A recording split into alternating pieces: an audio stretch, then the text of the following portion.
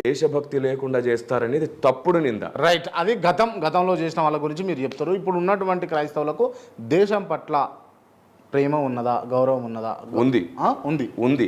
మీకుందా? మీకు కిరణ్ పాల్ గారికి ఖచ్చితంగా ఉంది. దేశం అంటే ఖచ్చితంగా. నేను నా దేశాన్ని ప్రేమించకపోతే నా దేశానికి నేను సువార్త అంటే మీరు వందే మాతరం అదే విధంగా జనగణమన పాడరు, మీ నోటి నుంచి రాదు. వందే మాతరం అనే ప్రస్తావన, జనగణమనం అనే ప్రస్తావన, భారత్ మాతాకి జై అనే ప్రస్తావన, మేరా భారత్ మహాన్ అనే ప్రస్తావన నేను నా వీడియోస్ లో చాలా సార్లు చేశాను. క్రాంతి గారు నేను ఏం చెప్తున్నానంటే అవగాహన లేకపోతే వాటిని అనట్లేదు వీళ్ళు. ఎందుకు అనట్లేదు కూడా చెప్తాను. అనొచ్చా? క్రైస్తవులు అనాలనా? నేను అదే చెప్తున్నాను. అనొద్దా మీరు చెప్పండి. అదే చెప్తున్నాను క్రాంతి గారు, అదే చెప్తున్నాను. అసలు ఎందుకు అనట్లేదో చెప్తే ఎందుకు అనరో కూడా వాళ్ళకి అర్థం కావాలి. చెప్పండి. భారత్ మాతాకి జై అని చెప్పి చాలా మంది ముస్లిం సోదరులు కూడా అనట్లేదు, క్రైస్తవులు కూడా అనట్లేదు. ఎందుకు అనట్లేదంటే భారత్ మాతాకి కాషాయపు వస్త్రాన్ని తొడిగించింది హైందవ్యం. ఎందుకు మీరు ఓన్ చేసుకున్నారు? భారతదేశం అందరిది. స్వతంత్రం హైందవుల వల్లే రాలేదు. సిక్కుల వల్ల, హైందవుల వల్ల, క్రైస్తవుల వల్ల, ముస్లిమ్స్ వల్ల, జైనుల వల్ల అందరు కలిసి పోరాడారండి. అందరి వల్ల వచ్చింది. భారత మాత అయితే అందరికీ తల్లి అవ్వాలి. కాషాయ వస్త్రం వేసి బొట్టు ఎందుకు పెట్టారండి? అంటే ఇప్పుడు జెండా వస్త్రంతో కదా, జెండా రంగుతో చీర కట్టారు, అందరికి సొంతం అయిపోయింది. బొట్టు పెట్టడం ఎందుకు? దేవతగా చిత్రీకరించడం ఎందుకు? తల్లిగా చూపించండి. తల్లిని గౌరవించడం అందరికీ తెలుసు.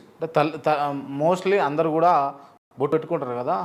అసలు ఒక మతాన్ని ప్రతిబింబింపజేస్తుంది బొట్టు.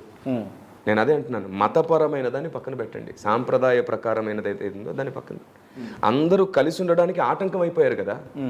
ఈ కాషాయపు చీర కట్టేసిన తర్వాత అందరికి అడ్డమైపోయింది. ఎలా అంటారు? దేవతగా చిత్రీకరించి మా దేవతకు జయగొట్టండి అన్నట్టు అవలా. అసలు విచిత్రమైన వాదన ఏంటంటే క్రాంతి గారు, ఇది చెప్పాలి నేను ఖచ్చితంగా. విచిత్రమైన వాదన ఏమిటంటే నువ్వు భారతదేశంలో ఉండాలంటే భారతీయుడు అయితే జై శ్రీరామ్ అనాలంటారు ఏమిటండి?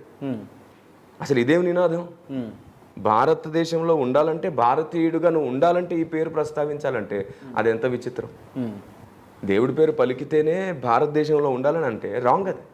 ఎందుకంటే దేవుని ప్రభువును మొక్కితే మాత్రమే మీరు స్వర్గంలోకి పోతారు, లేకపోతే నరకంలోకి పోతారు. అసలు అట్లా లేదు. బైబిలే చెప్పండి. మీరంటే తప్పు కాదు. లేదు బైబిల్ లేదు. ప్రభువా ప్రభు అని పిలిస్తే కుదరదని బైబిలే చెప్పింది. ఏమని విలువ? ప్రభువా ప్రభు అని పిలిచినంత మాత్రాన కాదు, వాక్యము, జ్ఞానము, ధర్మం చెప్పినట్లు నువ్వు నడిస్తేనే అని ఉంది. ఓకే, ఇప్పుడు మోస్ట్లీ క్రైస్తవులందరూ కూడా మీరు చెప్తున్నటువంటి పద్ధతిలో ఉంటారు. అంటే అట్లా ఆ లెక్కమ్మడి వేసుకుంటే అలా ఒక 10% కూడా నిజమైన క్రైస్తవులు ఉండనే ఉండరు. బైబిల్లో ఇంకో మాట ఉందండి, బుద్ధి లేని సంఘం, బుద్ధి కలిగిన సంఘం అని రెండింటిని విడదీస్తున్నారు. అంటే ఇప్పుడు క్రైస్తవులలో బుద్ధి లేని వాళ్ళు కూడా ఉన్నారు. క్రైస్తవులలో బుద్ధి లేని వారు కాదు. నేను ఏం చెప్తున్నానంటే క్రైస్తవులలోనే జ్ఞానము, న్యాయము, సత్యము ఎరుగక ఆచార సాంప్రదాయాల్లోనే పడిపోయి బుద్ధిహీనంగా మారిపోయే అవకాశం ఉందని చెప్తున్నారు. క్రైస్తవ